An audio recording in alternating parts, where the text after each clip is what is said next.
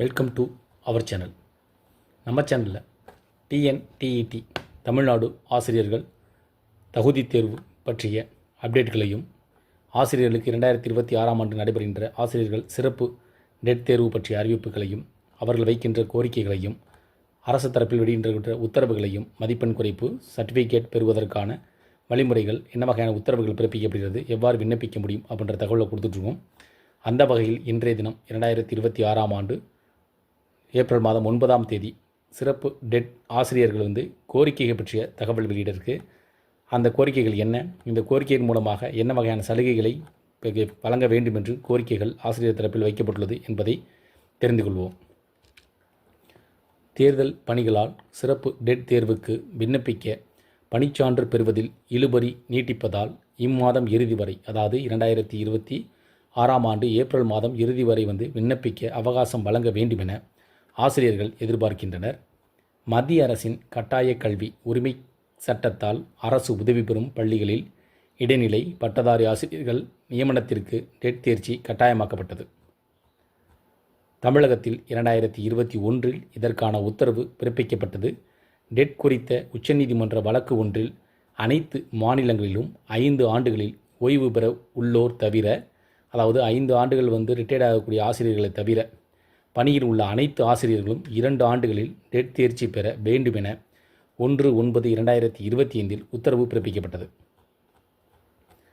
பணியில் உள்ள ஆசிரியர்கள் தேர்ச்சி பெற தமிழகத்தில் சிறப்பு டெட் தேர்வு அறிவிக்கப்பட்டு ஏப்ரல் 10ஆம் தேதிக்குள் விண்ணப்பிக்க உத்தரவுகள் பிறப்பிக்கப்பட்டது.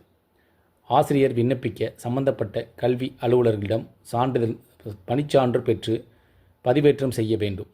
பொதுத் தேர்வு, ஆண்டுத் தேர்வு, தேர்தல் பணிகள் காரணமாக கல்வி அலுவலர்கள் ஆசிரியர்களுக்கு பல்வேறு பணிகள் ஒதுக்கீடு செய்யப்பட்டுள்ளன. பொதுத் தேர்வு முடிந்து விடைத்தாள் திருத்தும் முகாம்கள் நடப்பதால் பணிச்சான்று வழங்க வேண்டிய அலுவலர்கள் பெரும்பாலும் முகாம் பணிக்கு சென்று விடுகின்றனர்.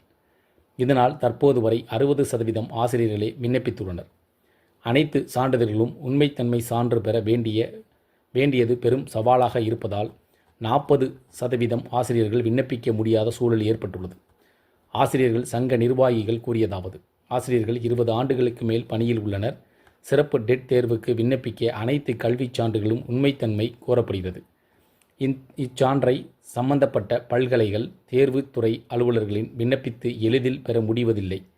பல ஆண்டுகள் அனுபவம் உள்ளதால் தலைமை ஆசிரியர்களே பணிச்சான்று வழங்கலாம் என குறிப்பிட்டிருந்தால் எளிதாக இருந்திருக்கும். ஆனால் தேவையின்றி அனைத்து கல்வி சான்றிதழ்களும் உண்மைத்தன்மை சான்றுகள் பெற்று பதிவேற்றம் செய்ய வேண்டியுள்ளது. இதற்கிடையே தேர்வும் தேர்தலும் வந்ததால் அலுவலர் பணிக்கு சென்று விடுகின்றனர். பணிச்சான்றுக்கு விண்ணப்பித்து பல நாட்கள் காத்திருக்க வேண்டியுள்ளது. எனவே இந்த தேர்வுக்கு ஏப்ரல் இறுதி வரை விண்ணப்பிக்க அவகாசம் வழங்க வேண்டும். அப்போதுதான் அனைவரும் விண்ணப்பிக்க முடியும் என்றும் தங்களது கோரிக்கைகளை முன்வைத்துள்ளனர்.